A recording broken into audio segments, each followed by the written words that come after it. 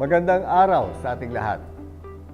Tayo ay lubos na nagagalak sapagkat ang pambansang pulisya ay mayroon ng sariling news network sa YouTube, ang Police News Network o PNN. Tayo ay hindi lang gumaganap sa ating mandato at sinumpang tungkulin, kundi tayo rin ay naghatid ng tama, wasto at balanseng balita para sa serbisyong nagkakaisa tungo sa pagkamit at pagpapanatili ng kaayusan at katahimikan sa ating bansa. Panoorin at suportahan ang Police News Network. Ako si Police General Benjamin C. Acorda Jr., ang inyong Chief PNP para sa Police News Network. Alagad ng batas, tagataguyod ng balitang pulis. Maglilingkod sa bawat Pilipino at magbibigay ng tamang impormasyon para sa tahimik at maayos na Pilipinas. Police News Network, alagad ng batas, tagapagtaguyod ng balitang pulis, sandigan ng mamamayan, patnubay ng katotohanan. La Campo Crame, maghahatid ng pinakahuling kaganapan at nagbabagang balita. Ito ang PNN Police News Network. At ngayon, ang inyong mga tagapagbalita. Magandang araw, Pilipinas. Ako ang inyong alagad ng batas, tagataguyod ng balitang pulis, Master Sergeant Vanessa Villanos. Maghahatid ng tamang balita, kwento ng pulis at serbisyo para sa mamamayan. At ito ang PNP News Online, ang pangunahing balita ng Police News Network. Alagad ng batas, tagataguyod ng balitang pulis.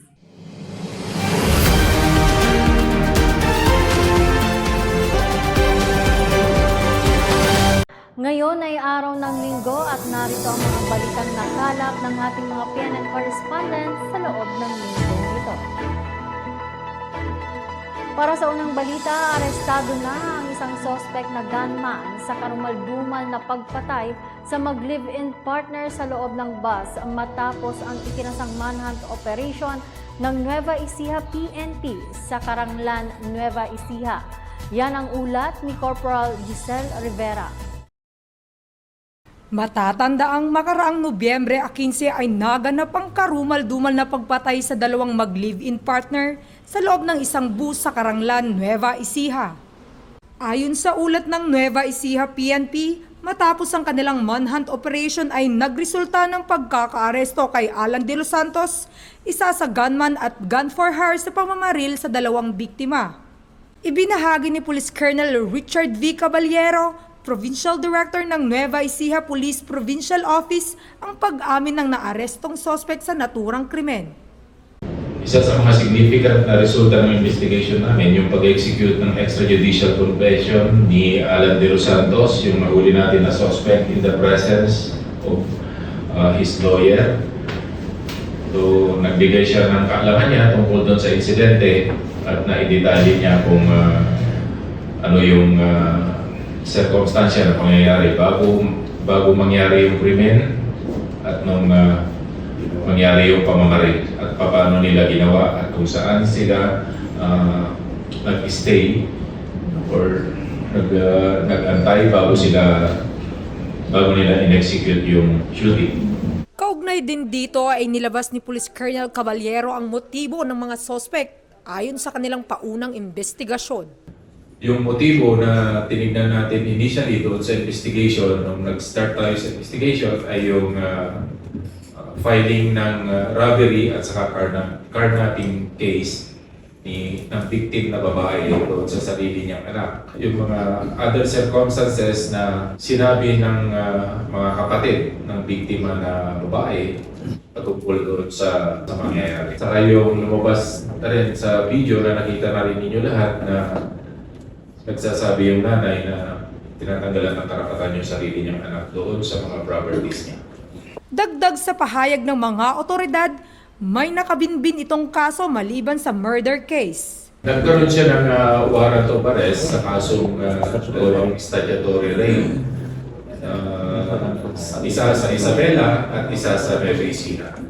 Patuloy pa rin ang kapulisan ng Gitnang Luzon sa paghahanap sa mga ibang sospek at pagkalap ng mga ebidensya upang bigyang hustisya ang pagkamatay ng 2 biktima. Samantala, ipinahayag naman ni Police Colonel Jean S. Fajardo, Acting Chief of Public Information Office ng Philippine National Police, ang maigting na pagbabantay ng pulisya sa tulong ng mga mamamayan para sa ligtas at maayos na biyahe sa mga pampublikong sasakyan. All the cooperation, not only of the bus management, but also yung ating mga force multipliers, yung ating mga security guards, yung ating mga security personnel, dahil tulungan tayo. And of course, kailangan natin, sir, yung tulong at cooperation ng ating mga kababayan kasi yung with respect to security, it should be everybody's concern, not only of the PNP. But nabanggit ko na kanina, on the part of the PNP, we want to assure everyone that the PNP is doing everything within its power and authority to sustain and make sure that everyone is safe and secure during their travel.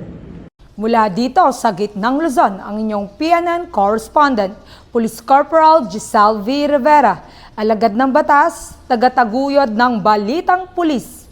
Maraming salamat, Corporal Rivera. Hindi paniniket, kundi pamamahagi ng mga grocery package ang naging ganap ng mga tauhan ng PNP Highway Patrol Group para sa mga tricycle driver sa kalsadahan ng Camarines Norte bilang maagang pamasko para sa mga ito. Yan ang magandang balita mula kay Patrolman Mark Ronan Feliciano. Serbisyong may puso at malasakit na mula sa serbisyong nagkakaisa ang tampok ng Highway Patrol Group sa isinagawang outreach program ng mga tauhan ng Regional Highway Patrol Unit 5 sa mga tricycle drivers ng Pubalatoda sa Barangay Piña, Labo, Camarines Norte nitong nakaraang araw. Alam nating lahat ang hirap at pagod ng ating mga kababayang tricycle driver. Umulan man o umaraw, ang suungin ng init ng sikat ng araw, lakas ng ulan, bagyo o anumang kalamidad, makapaghanap buhay lang para maitawid ang araw-araw na pangangailangan. Kaya't isang simple outreach program ang isinagawa ng mga tauhan ng Highway Patrol Group sa pamamagitan ng mga grocery package na naglalaman ng 3 kilong bigas, canned goods, noodles at iba pa. Mahigit 35 tricycle drivers ang nabahaginan ng regalong handog ng HPG na nagbigay ng malaking ngiti sa ating mga kababayan. Sa mga ganitong kaparaanan ay maipadarama ng ating mga kapulisan ang malasakit at pangunawa sa pagod at sakripisyo ng bawat isang tricycle drivers sa araw-araw na pamamasada. Hindi sa laki o liit ng bagay na susukat ang pagtulong ng isang tao, kundi nasa pusong tunay na may pagpapahalaga at pangunawa sa realidad ng buhay. Ang ating mga kapulisan ay patuloy na aabot at magbibigay ng serbisyong may puso at malasakit para sa ating mga kababayan. Palaging tandaan na ang mga kapulisan ay kakampi na palagi niyong malalapitan. Kami ang Highway Patrol Group, ang kakampi niyo sa kalsada na patuloy na magbibigay ng serbisyong may puso at malasakit na mula sa serbisyong nagkakaisa. At sa iba pang balitang serbisyong HPG, tumutok lamang sa aming YouTube channel na Police News Network. Mula sa tanggapan ng kakampi niyo sa kalsada, ako po ang inyong PNN correspondent, Patrolman Mark Roland Feliciano para sa Police News Network. Alagad ng batas, tagataguyod ng balitang pulis. Maraming salamat, Patrolman Feliciano. Lubos ang pasasalamat ng napiling benepisyaryo ng Pabahay Project na inihandog ng 703rd Maneuver Company, Regional Mobile Force Battalion 7 sa Barangay Manlapay, Dalaguete, Cebu. Nakibalita dyan si Patrolwoman Jeneline Consul.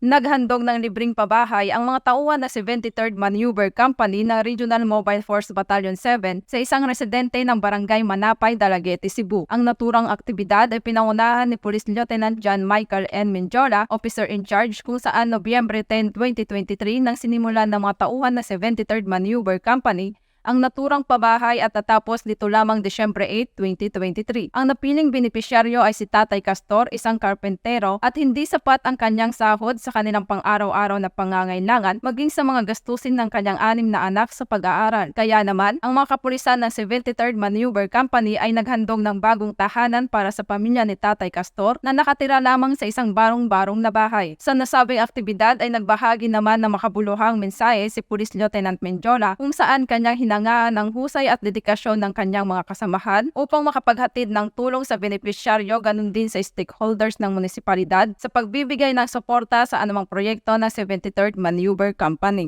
Mula dito sa Central Visayas, ako ang inyong Police News Network correspondent, Patrolwoman Consul. Alagad ng batas, tagataguyod ng balitang pulis. Maraming salamat, Patrolwoman Consul. Nakumpiska ang 500,000 pisong halaga ng smuggled cigarettes sa isinagawang anti-smuggling operation ng Police Regional Office Bangsamoro Autonomous Region sa Barangay Tamuntaka 1, Cotabato City. Ibabalita yan ni Patrolman Vincent Valencia. Tinatayang 500,000 pesos na halaga ng smuggled na sigarilyo ang nakumpiska sa isinagawang anti-smuggling operation sa Purok Palayan, Barangay Tamuntaka 1, Cotabato City, dito lamang Disyembre taong kasalukuyan. Ayon sa ulat ay nakatanggap ng impormasyon na di umano'y kahon-kahon ng smuggled na sigarilyo ang ibiniyahe sa lugar at kaagad naman itong tinungo upang birapekahin ng Cotabato City Police Station 3, Regional Drug Enforcement Unit, Regional Special Operation Group, CTU Probar. Ang nasabing ulat ay doon na humantong sa pagkakadiskubre ng 17 na kahon ng smuggled na sigarilyo na nakabalot sa itim na plastik na tinatayang nagkakahalaga ng 500,000 pesos. Samantala, ang kahon ng sigarilyo ay inabandona ng mga di pa nakikilalang mga sospek. Ang mga nakumpiskang ebidensya ay binilang at idinokumentaryo bago i-turn over sa Bureau of Customs para sa tamang disposisyon. Mula po dito sa rehiyon ng Bangsamoro, ako ang inyong PNN correspondent, Patrolman Mark Vincent Valencia, alagad ng batas, tagataguyod ng Balitang Pulis. Maraming salamat, Patrolman Valencia. Nadakip naman ang isang construction worker sa ikinasang one-time big time ng Criminal Investigation and Detection Unit ng Quezon City Police Station kasama ang Regional Mobile Force Battalion ng NCRPO sa kasong paglabag sa Republic Act 10515 o ang Anti-Cable Television and Cable Internet Tapping Act of 2013. Alamin yan sa report ni Patrolwoman Marimar Magongoy. Kalaboso sa ginanap na one-time big time ng tauhan ng Criminal Investigation and Detection Unit ng Quezon City Police Station kasama ang tauhan ng 5th Mobile Force Company ng Regional Mobile Force Battalion NCRPO. Ang isang lalaki na si alias Leo, 33 na taong gulang, isang construction worker at residente ng Tandang Sora, Quezon City.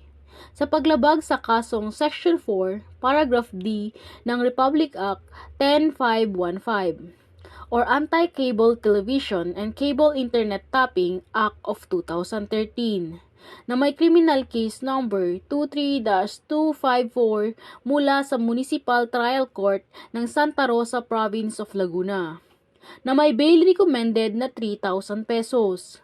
Sa paghuli sa akusado, inihayag sa kanya ang kanyang mga karapatan sa lingwahe na kanyang naunawaan. Ito ay kasalukuyang nakapiit sa Criminal Investigation and Detection Unit ng Quezon City Police Station.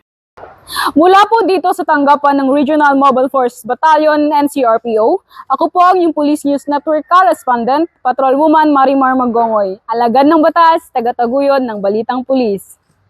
Maraming salamat, Patrolwoman Magongoy. Nagbalik loob naman ang isang dating rebelde sa 1st Provincial Mobile Force Company Aurora PPO sa Barangay Pingit, Baler, Aurora. Alamin sa report ni Corporal Maria Elena de los Santos. Voluntaryong nagbalik loob ang dating miyembro ng komunistang teroristang grupo sa pamunuan ng 1st Provincial Mobile Force Company Aurora Police Provincial Office sa Barangay Pingit, Baler, Aurora.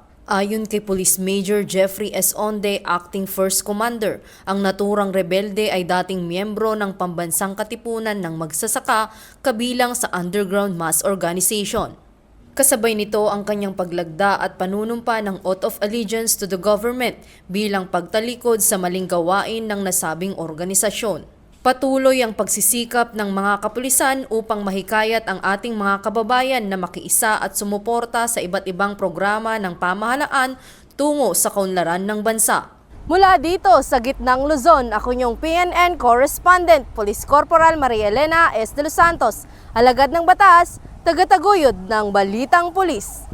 Maraming salamat, Corporal de los Santos. Isang gift-giving activity naman ang masayang isinagawa ng Regional Mobile Force Battalion 5 para sa mga benepisyaryo ng Project 5 o Fight Insurgency via Education na ginanap sa 76 Farm, Barangay Bigaa, Legazpi City, Albay. Yan ang balitang hatid ni Patrolman Rodel Grecia. Nagsagawa ng gift-giving activity ang mga personahe ng Regional Mobile Force Battalion 5 sa mga benepisyaryo ng Project 5 na ginanap sa 76 Farm, Barangay Bigaa, Legazpi City, Albay. Ang nasabing aktibidad ay pinangunahan ni Police Lieutenant Colonel Jefferson Araujo, Battalion Commander kasama ang mga personahe ng Community Affairs Section ng RMFP 5. Naging panauhing pandangal sa nasabing aktibidad si Police Major ni Serbina Bol, Chief Community Affairs and Development Section ng Arpicado 5, na isa sa mga nagpasimula ng nasabing proyekto na naglalayong makatulong sa mga pamilya na nangailangan upang makapagtapos ang kanilang mga anak ng pag-aaral. Binigyan ng grocery packs at financial assistance ang mga benepisyaryo ng nasabing proyekto. Labis naman ang saya ng mga bata sa handog ng kapulisan na maagang pamasko na malaking tulong sa kanilang pang-araw-araw na pangangailangan at pag-aaral. Salamat po sa maagang pumasko na nagtugtog sa kanya sa pagkataw po itong allowance para kay Mark Gerald kung matabang pong maras para sa pag-iskulo na po. Dito sa Police Regional Office 5, ako ang inyong PNN Correspondent, Patrolman Rodel Grecia, alagad ng batas, taga-taguyod ng Balitang Pulis. Maraming salamat, Patrolman Gresha. Isang miyembro ng Communist Terrorist Group ang voluntaryong sumuko sa mga tauhan ng Apayao First Provincial Mobile Force Company sa Pudtol, Apayao. Ang magandang balita mula kay Patrolman Joven Silawan. Voluntaryong sumuko ang isang lalaki na miyembro ng New People's Army sa mga kapulisan ng Apayao First PMFC sa Agura, Barangay Malibang, Pudtol, Apayao nito lamang ika-13 ng Disyembre taong kasalukuyan. Naging matagumpay ang pagsuko sa dating rebelde dahil sa pagtutulungan ng First Apayao PMFC, PIU at iba pang unit ng mga kapulisan at sa tuloy-tuloy na pamamahagi ng mga benepisyo sa mga sumusukong rebelde sa ilalim ng Executive Order 70 at ECLIP program. Kinilala ang dating rebelde ni si Alias Sakbay na agad namang nakiisa sa mga kapulisan upang ma-recover ang mga gamit ng dati niyang mga kasamahan tulad ng fuse time, 3 granada, 2 rifle M76, isang 60mm cartridge, 3 handheld radio at 2 radio charger.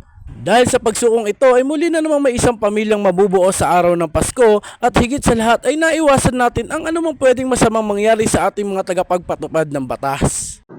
Mula dito sa Camp Dangwal at Trinidad Benguet, ako po ang inyong PNN Correspondent Patrolman Joven Silawan. Alagad ng batas, taga-taguyod ng Balitang Pulis. Maraming salamat, Patrolman Silawan. Sa pagiging masigasig ng Highway Patrol Group o HPG sa pagpapatupad ng mandatong ito, 2 carnap na sasakyan ang na-recover ng PNP Highway Patrol Group, 2 sospek arestado kasama ang mga nakumpiskang pekeng mga plaka at rehistro ng mga sasakyan. Kasama natin sa balitan yan si Patrolman Mark Roland Feliciano. Iglo ang 2 sospek sa ikinasang joint follow-up operation ng mga operatiba ng Regional Highway Patrol Unit 4A sa pamumuno ng Regional Chief nito na si Police Colonel Romel C. Estolano kasama ang mga tauhan ng Santo Tomas City Police Station at HPG Batangas sa Barangay San Isidro Norte, Santo Tomas City, Batangas nitong nakaraang araw. Kinilala ang mga sospek na sina Obet Tosgas, 28 taong gulang at si alias Mando Odeglo, 35 taong gulang residente ng Santo Tomas City, Batangas. Ang nasabing operasyon ay bunga ng reklamo ng mga biktima na sina Jan at Christy, hindi nila tunay na pangalan na taga Valenzuela City. Ayon sa mga biktima, tinutukan sila ng baril ng mga sospek nang ito'y kanilang komprontahin dahil sa kanilang nawawalang sasakyan na napag-alamang nasa posesyon ito ng mga sospek at dahil sa takot, agad silang humingi ng tulong sa mga kapulisan ng Santo Tomas City Police Station na saktong nagpapatrolya sa nasabing lugar. Agad niyang nakipag-ugnayan ang Santo Tomas CPS sa Highway Patrol Group para sa isang joint operation. Sa mabilisang aksyon ng Highway Patrol Group at Santo Tomas City Police Station ay nahuli ang mga sospek kasama ang mga nakumpiskang baril, bala, susi ng mga sasakyan, cellphone at 28 piraso ng mga iba't ibang plaka. Kasama na rito ang 10 pirasong hinihinalang peking certificate of registration ng sasakyan. Kasabay din ito ang pagkaka-recover ng Highway Patrol Group sa 2 nakaw na sasakyang Nissan Urban at isang Toyota Hi-Ace. Laki naman ang pasasalamat ng mga biktima sa pagkakahuli sa mga sospek at pagkaka-recover ng kanilang mga sasakyan. Maraming salamat sa Highway Patrol Group sa Batangas. Na-recover na po ang matagal na po namin na sakyan. Nasa pangangalaga na po nila. Dito po namin kami ngayon para pasalamat po kay Sir Estolano. Nakakuha na po yung sakyan namin. Kasama po ang aking ito. Nasa kustudiya ng Santo Tomas City Police Station Custodial Facility ang suspect para sa dokumentasyon at tamang disposisyon. Harap ang mga suspect sa patong-patong na kasong grave threats, violation of illegal possession of firearms, karnaping at falsification of official documents. Sa anumang katanungan, reklamo o impormasyon, ang himpilan ng Highway Patrol Group ay laging bukas upang kayo'y tulungan. Kami ang Guardian of the Highways, ang kakampi nyo sa kalsada na patuloy na magbibigay ng serbisyong HPG na mula sa serbisyong nagkakaisa.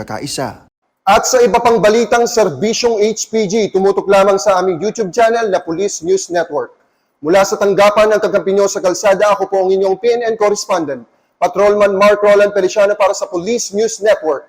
Alagad na batas, tagataguyod ng balitang pulis. Maraming salamat, Patrolman Feliciano. Samantala, sa Central Luzon pa rin nagbalik loob ang isang dating rebelde sa pamunuan ng 2nd Provincial Mobile Force Company ng Aurora PNP sa Dibacong, Kasiguran, Aurora.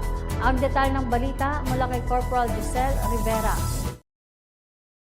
Voluntaryong nagbalik loob ang isang dating rebelde sa pamunuan ng 2nd Provincial Mobile Force Company ng Aurora PNP sa Barangay Dibacong, Kasiguran, Aurora. Ang naturang pagbabalik loob na pinamunuan ni Police Lieutenant Colonel Shelo L. Caligtan, Force Commander ng 2nd PMFC Aurora PNP. Ayon sa ulat ng mga pulisya, voluntaryong isinuko ng dating rebelde ang isang kalibre 38 na baril, isang granada at isang blasting cap sa kanilang opisina. Kasabay nito ang kanyang paglagda at panunumpa ng oath of allegiance to the government bilang pagdalikod sa maling gawain ng mga armadong grupo. Sinisiguro ng 2nd PMFC Aurora PNP na patuloy ang kanilang pagpapaigting laban sa insurhensya at terorismo upang tuluyan na magbagong buhay ang mga natitirang kasapi ng CPP, NPA, NDF sa ating bansa.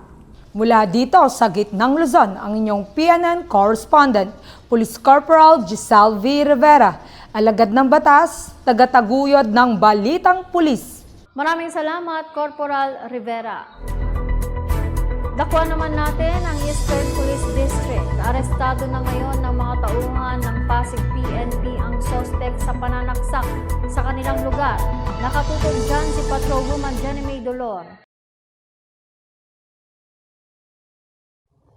Sa loob ng rehas humantong ang 37 anyos na si alias Richard, na siyang sospek sa pananaksak sa dating karelasyon ng kasintahan nito, maging ang anak ng biktima na umawat lang sa komosyon. Ayon sa report, nag-ugat ang krimen dahil sa hindi pagkakaintindihan nitong sospek at ang dating karelasyon ng partner nito. Sakto namang naabutan ni Patrolman Axel Puchul, pulis na nakadistino sa EPD District Mobile Force Battalion, ang nasabing gulo nang mapadaan sa nasabing lugar habang siya'y papasok sa kanyang duty. Nagawa pang makipaghabulan ang sospek sa nasabing pulis, ngunit hindi rin siya nakawala nang hulihin siya. Rumisponde naman agad sa nasabing lugar ang dalawang pulis na naka-duty sa Ortigas Battalion Command Post na sina Patrolman Labayog at Patrolman Baryuan. Nabawi ng mga pulis sa sospek ang kutsilyong ginamit nito sa krimen.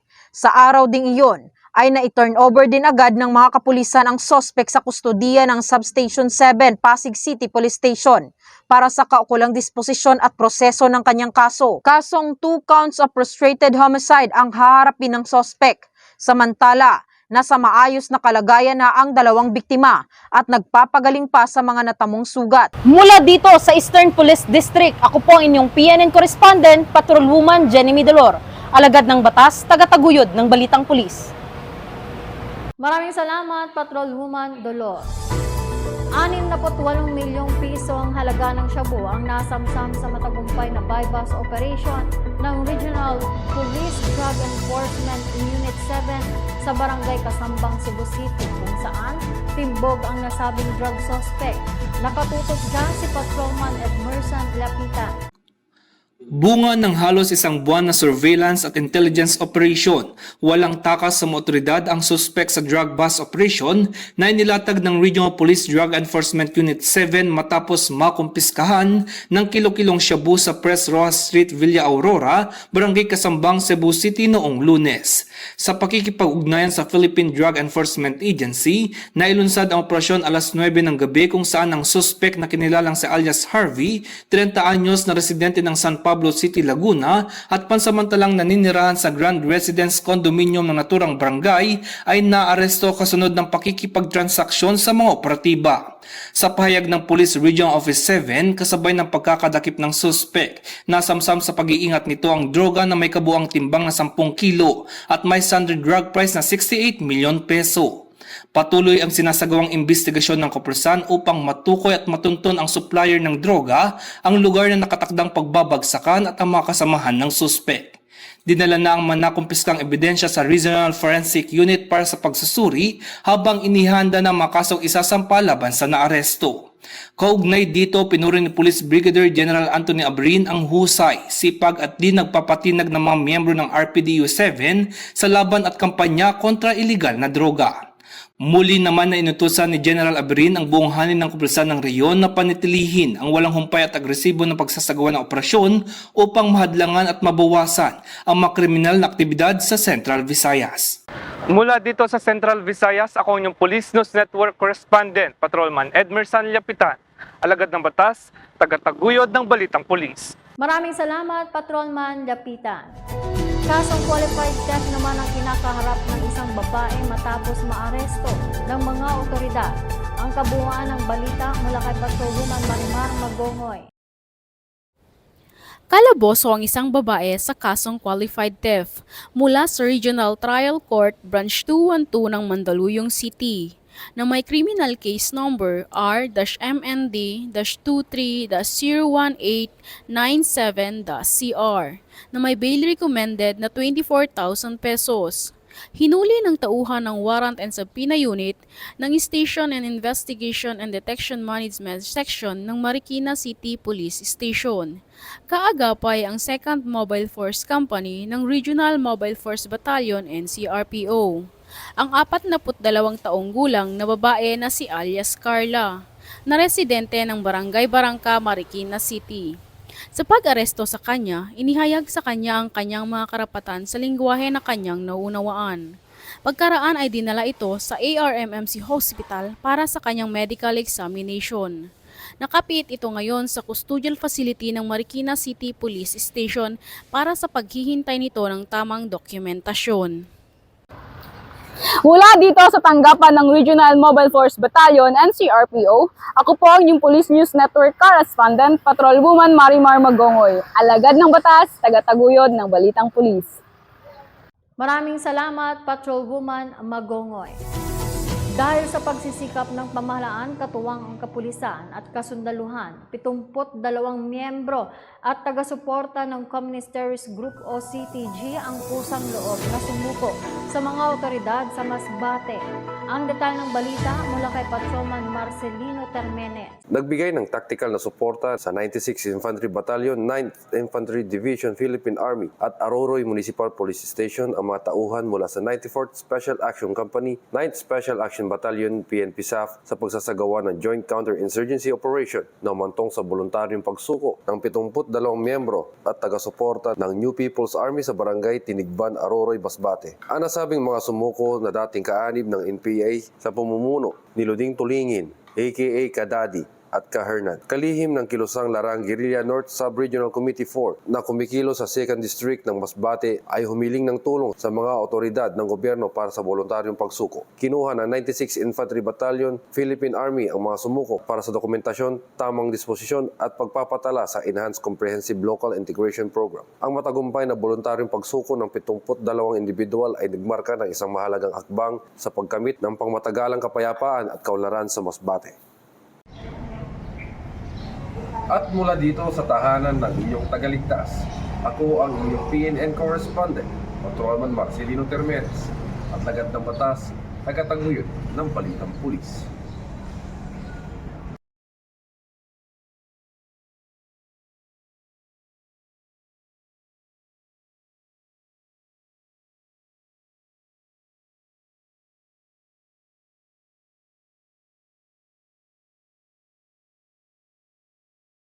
Maraming salamat, Patrolman Termenes.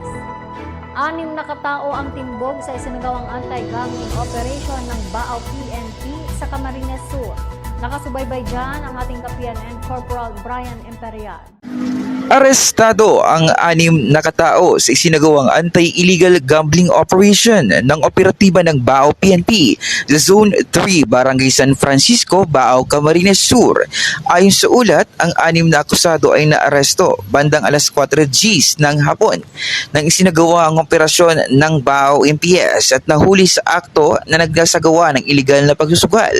Ang mga arestado kasabay rin ang pagkumpiska ng mga ebidensya. Ang mga naarestong persona at mga nakumpiskang ebidensya ay agad naman dinala sa himpilan ng Baaw MPS para sa kaukulang dokumentasyon at disposisyon. Mula dito sa Legazpi City, ako ang inyong PNN Correspondent, Police Corporal Brian Imperial, alagad ng batas, tagataguyod ng balitang pulis. Maraming salamat, Corporal Imperial. Sa ikinasang simultaneous surprise inspection ng PNP Highway Patrol Group sa mga police station ng Riyong 1, marami ang nahuli dahil sa paglabag sa batas trapiko. Kasama natin sa balitang yan si Patrolman Mark Roland Feliciano.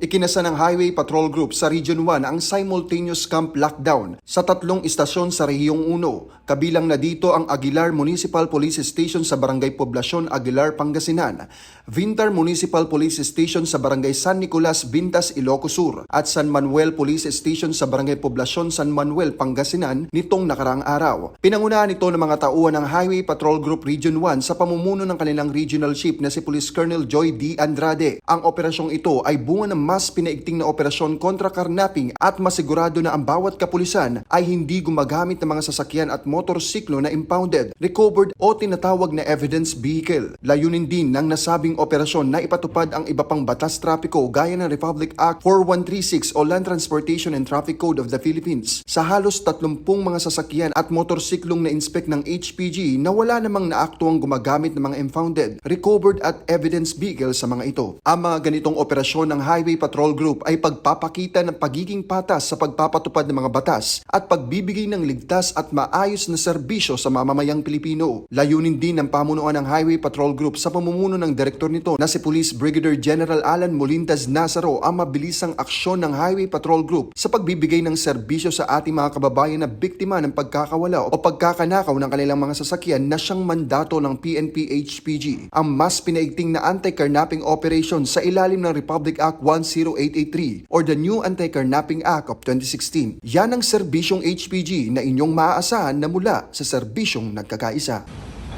At sa iba pang balitang serbisyong HPG, tumutok lamang sa aming YouTube channel na Police News Network. Mula sa tanggapan ng kakampi nyo sa kalsada, ako po ang inyong PNN Correspondent, Patrolman Mark Roland Feliciano para sa Police News Network. Alagad ng batas, tagataguyod ng balitang pulis. Maraming salamat, Patrolman Feliciano.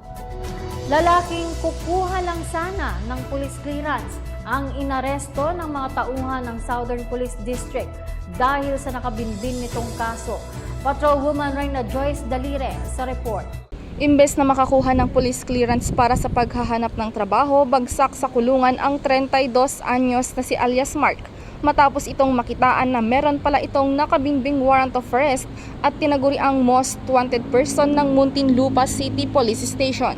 Inaresto agad ng mga tauhan ng warrant and subpoena unit ng nasabing istasyon si alias Mark sa Police Clearance Office South Park, Ayala Mall, Barangay Alabang, Muntinlupa City pasado alas 4 ng hapon nitong Lunes lamang. Ang akusado ay nahaharap sa kaso nitong slight physical injury at pagmamaltrato na inilabas ni Honorable Presiding Judge Amy Marie Alcera ng Metropolitan Trial Court Branch 139 Quezon City noon pang May 2022 at walang anumang piyensang inirerekomenda. Pansamantalang nakakulong ang akusado sa kustodiya ng Muntinlupa PNP para sa pagbabalik ng commitment order nito mula sa korte. Mula dito sa Southern Police District, ako ang inyong PNN Correspondent, Patrolwoman Reyna Joyce M. Dalire, alagad ng batas, tagataguyod ng balitang pulis. Maraming salamat, Patrolwoman Dalire. Samantala sa Bicol Region, nagsagawa ng awareness symposium ang mga tauhan ng Regional Police Community Affairs and Development Unit 5 para sa mga mag-aaral ng Mary's Child Science Oriented School sa Daraga Albay. Kung ano-ano ang kanilang mga ibinahaging kaalaman, alamin yan mula kay Staff Sergeant Mercolito Lovendino Jr. Nagsagawa ng awareness symposium ang mga personahe ng Regional Police Community Affairs and Development Unit 5 sa pangunguna ni Police Major ni Sir Binabol, Chief Community Affairs and Development Section sa mga mag-aaral ng Mary's Child Science Oriented School, First Park Subdivision, Barangay Sagpon, Daraga Albay. Nagkaroon ng talakayan ang nasabing grupo sa mga piling grade 9 to 12 students patungkol sa RA 11313 or Bawal Bastos Law, Community Anti-Terrorism Awareness at Drug Awareness Education Program. Ang aktibidad ay bahagi ng Upland Best or Bisita Eskwela, I Am Strong program na naglalayong hubugin at impluwensyahan ang mga mag-aral na maging strong o smart, talented, responsible, obedient, nice, and God-fearing. Mula po dito sa Legazpi City, Albay, ako po yung Police News Network Correspondent, Police Staff Sergeant Mercolito P. Lovendino Jr. Alagad ng batas, tagataguyod ng Balitang Pulis. Maraming salamat, Staff Sergeant Lovendino Jr. Arestado ng Northern Samar PNP ang wanted person na may kasong murder sa Barangay Bani Island, Lavezares, Northern Samar. Magbabalita dyan si Patrolman Rogelio Vistas. Arestado ng mga otoridad ang isang wanted person na may kasong murder sa Barangay Bani Island, Lavezares, Northern Samar. Naaresto ang akusado bandang alas 4:30 ng hapon ng mga tauhan ng CIDG Northern Samar kasama ang 121 SAC 12 Sub PNP SAF, Northern Samar Provincial Intelligence Team at Labezares Municipal Police Station sa bisa ng warrant of arrest para sa kasong murder na walang inirekomendang piyansa. Ang akusado ay nasa kustodiya ng CIDG Northern Samar para sa kaukulang dokumentasyon at tamang disposisyon. Mula dito sa Eastern Visayas, ako ang inyong Police News Network Correspondent, Patrolman Rogelio Vistas, alagad ng batas, tagataguyod ng Balitang Pulis. Maraming salamat, Patrolman Vistas. Pamaskong Handog 2023 din ang isinagawa ng San Carlos City Police Station sa Negros Occidental para sa kanilang minamahal na mga kababayan. Tunghayan yan mula kay Patrolman Julius Sam Acad. Nagsagawa ng Pamaskong Handog 2023 ang mga tauhan ng San Carlos Component City Police Station sa mga mag-aaral ng Tandang Sora Elementary School, Barangay 2, San Carlos City, Negros Occidental nito lamang 13 ng Disyembre taong kasalukuyan.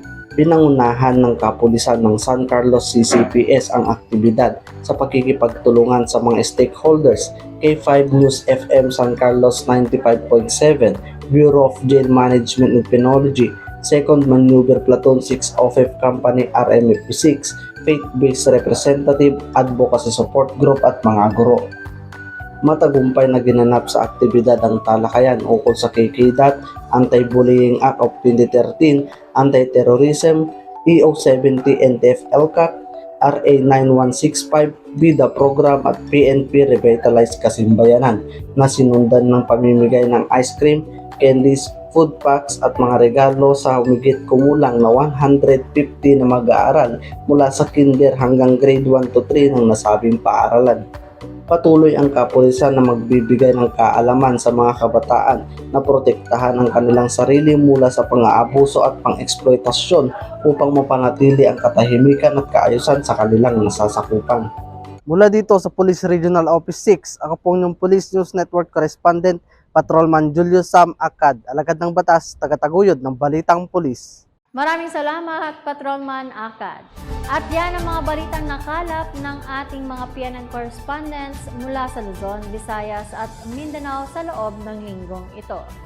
Sa ngalan ng 228,000 strong members ang Philippine National Police sa pangunguna ni Chief PNP General Benjamin Casuga Acorde Jr., kami ay maglilingkod sa bawat Pilipino at magbibigay ng tama at balanseng balita. Mula rito sa tanggapan ng tagapag-ugnay ng Pambansang Pulisya, ako ang inyong alagad ng batas, tagataguyod ng Balitang Pulis, Master Sergeant Vanessa Villanos. Maghahatid ng tamang balita, kwento ng pulis at serbisyo para sa mamamayan at ito ang PNP News Online, ang pangunahing balita ng Police News Network.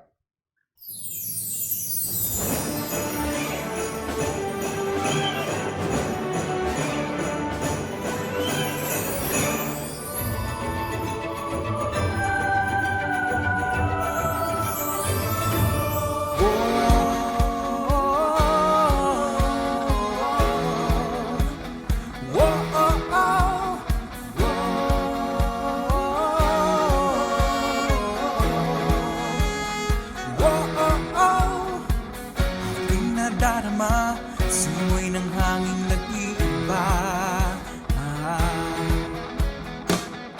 Kulay na tahanan, pusong nagmamahalan. Sana'y laging ganyan. Gagandang ay sumasaya pagkat dumating na. Araw ng Pasko'y pagmamahalan. Saan man sa mundo'y sinagdiriwang. Si Jesus dumating at isinilang siya ang ganap. Pasko na naman ng kapulisan, Paskong puno ng kapayapaan. Kapay ng lahat, inyong maaasahan. Isa'y nariyan, magagandang ay sumasaya pagkat dumating na. Ang araw ng Pasko'y pagmamahalan. Saan man sa mundo'y sinagdiriwang. Si Jesus dumating at isinilang siya ang ganap. Pasko na naman, sama-samang pamilya sa hapag ng Noche Buena. Bagong taon, may bagong pag-asa. Dadamdamin ay sumasaya pagkat dumating na.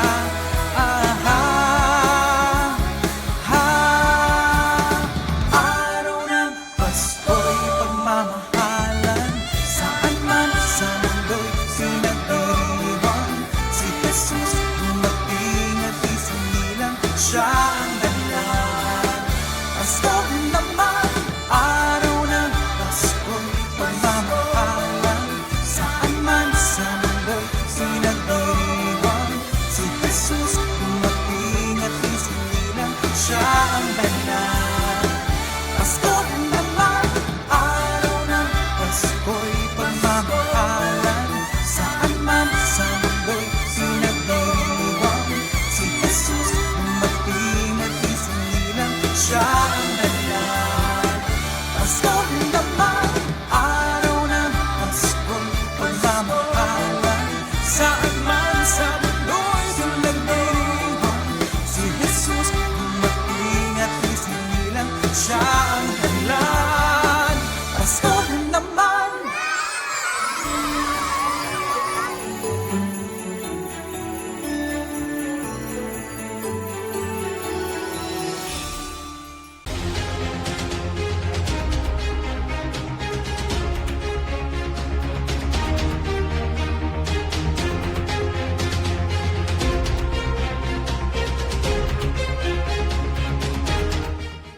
Police News Network, alagad ng batas, tagapagtaguyod ng balitang pulis.